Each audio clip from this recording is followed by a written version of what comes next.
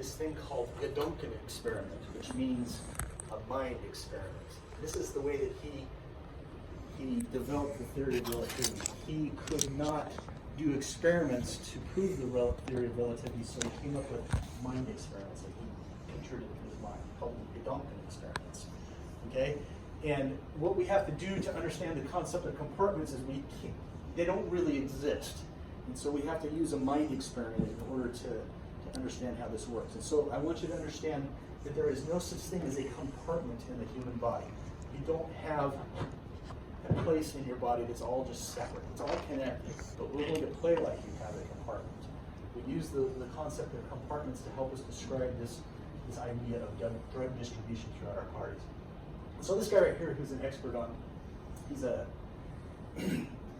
Aussie. He said a pharmacokinetic compartment is a mathematical concept. Okay, so they don't really exist. It just helps us to understand how these drugs are working. This is our Dolphin Experiment. So what I want you to do is I want you to imagine a 1 liter container, okay, that has some liquid in it.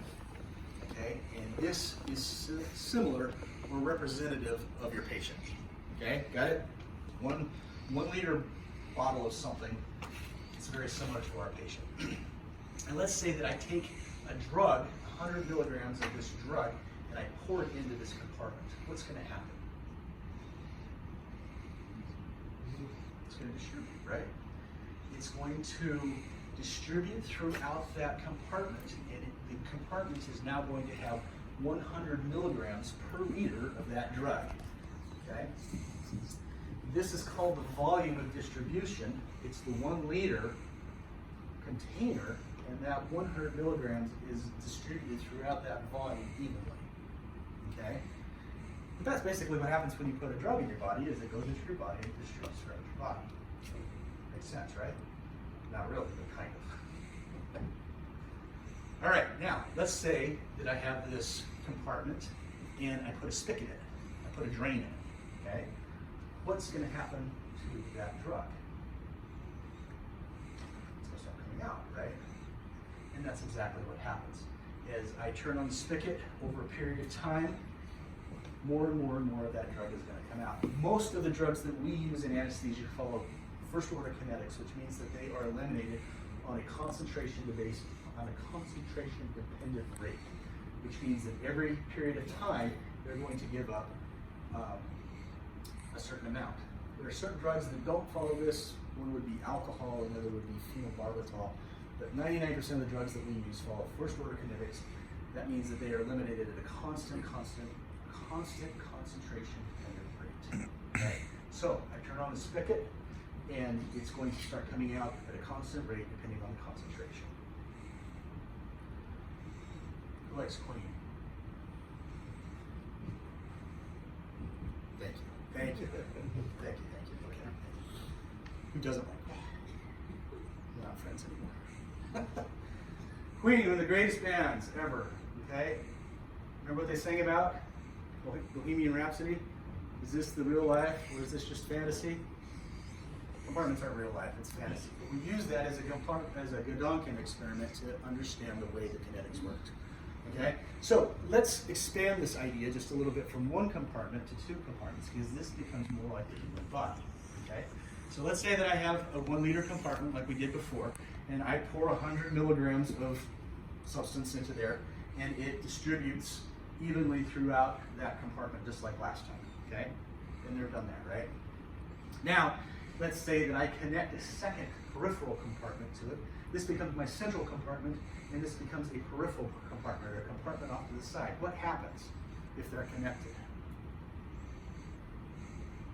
It starts to distribute into that other compartment.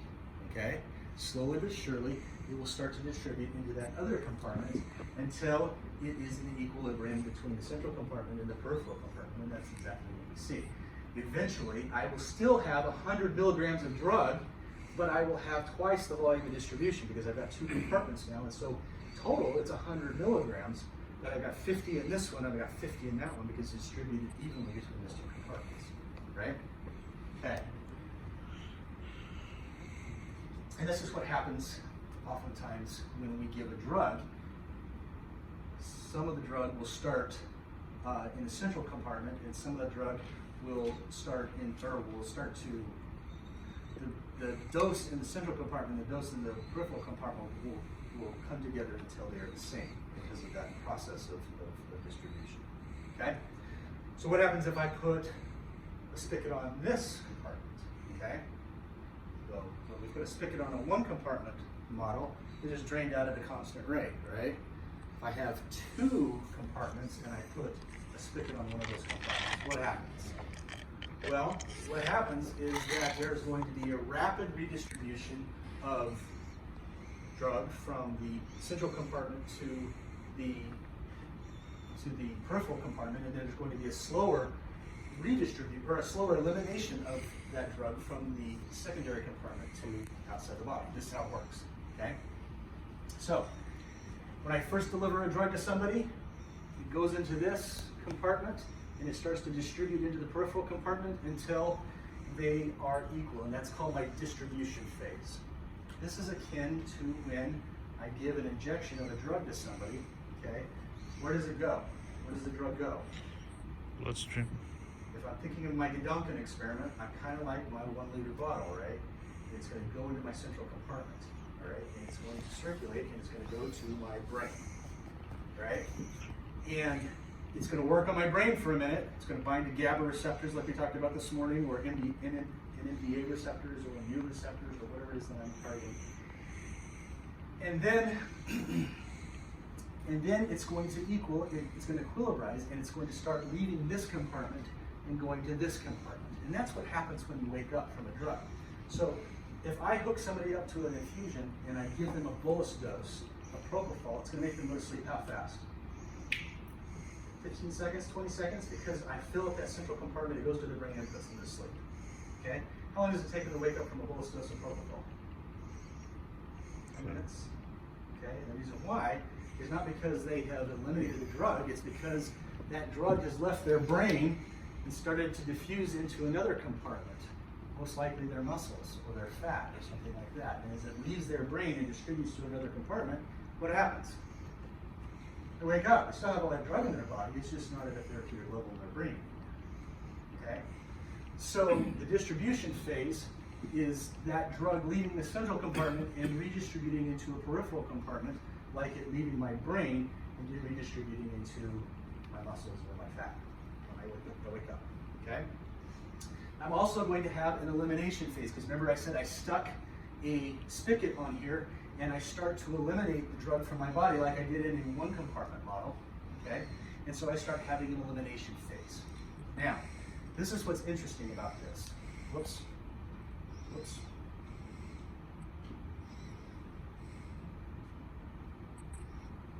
Okay? This is what's interesting about this. I will start eliminating things out of my central compartment relatively quickly, and it takes a longer time for it to leave my peripheral compartments. Okay? So what happens that we see is that people will get a drug in their IV, they'll put their brain to sleep, it'll redistribute into their muscles, and then they start to eliminate that from their central compartment, but their peripheral compartment is continuing to feed the drug back into their central compartment, and it keeps them asleep. Okay? All right. So here's where this becomes a problem. How many compartments could I imagine in my body? We've talked about a 1 or a 2 compartment model, right? That's easy to understand. The Dolphin Experiment is relatively simple. But if you look at the human body, how many compartments can I imagine? Tons of them. And can you imagine trying to keep track of which compartment a drug is flowing into and out of and distributing and equilibrizing in different compartments? It's too much. You can't keep your mind wrapped around it. And so it gets out of control really fast. And so a multi-compartment model, in order to understand these infusion principles, it just doesn't work. So what we do is we say, okay, this is more complicated than a single compartment, but it's obviously not a multi-compartment. We're going to focus on 3 compartments. And this is what we found represents most closely the human body. Okay, and this is how it works. You have a central compartment, which is like unto your blood, your plasma. Okay? You have a lean tissue compartment, or one that fills up relatively quickly. That would be likened unto your muscles. and you have a slow compartment or a fat compartment that fills up rather slowly, okay?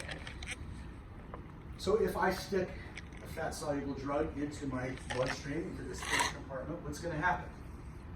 It's going to start distributing into these two compartments, a little bit faster into the lean compartment, and a little bit faster and a little bit slower into the fat compartment. But nonetheless, eventually, given enough time, if I'm not draining stuff out, it's going to become the same. It's going to equilibrize. And that's really important because if I can keep it equilibrized, this is going to keep me asleep, right? All right, now, let's say in a 3-compartment model, I start to drain it out with a spigot.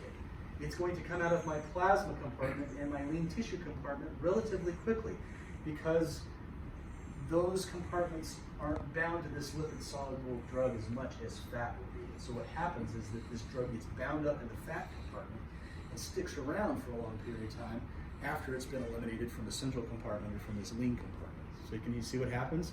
Now all of a sudden I have less drug in my blood and in my muscles, and I've got a lot of drug where?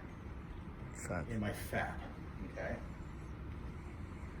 And so what happens is that I can drain all of that drug out of these two compartments, and now all of a sudden, this starts to become my source of drug. It starts seeding drug back into my system because now it has the most drug, and because of concentration gradients, it's going to flow from the fat back into those other compartments because they have a lower concentration. It's going to equilibrize back. So all of a sudden, my fat becomes the drug supplier, becomes my drug dealer for the rest of my body, so to say. Okay. So this is really interesting. We're going to have a distribution phase, just like last time, where we give the drug, it goes to our brain, it puts us to sleep. We're going to have an elimination phase where it is eliminated out of those two compartments, and then we're going to have a slow tissue release or a terminal phase where it's seeded out of the fat compartment back into the regular compartments, and that takes a longer period of time depending upon the drug that we're using. Okay, so once again, distribution phase lasts until the peripheral compartments have reached their peak drug concentrations. That would be like giving me propofol, it goes to my brain and puts me to sleep. The elimination phase lasts until the drug concentration is in the slow compartment becomes higher than that in the concentration of the plasma compartment. So when it starts to leak out of these two compartments, now all of a sudden I've got more in my fat compartment. That is the elimination phase. And then the terminal phase is it starts to leak out of the fat compartment into these other compartments and then released from my body. Now, I told you this is really wonky. What I want you to realize is that this has a really close comparison to what really happens in life. Our Duncan experiment is actually pretty accurate. This was an experiment that was done by Hug and Murphy in 1981. They started injecting rats with fentanyl, and they started watching the way that it was eliminated. And sure enough, they started having these different elimination phases that are extremely close to what we just described in our Duncan experiment. And so this three compartment model actually works really well. Okay. All right. Has anybody ever heard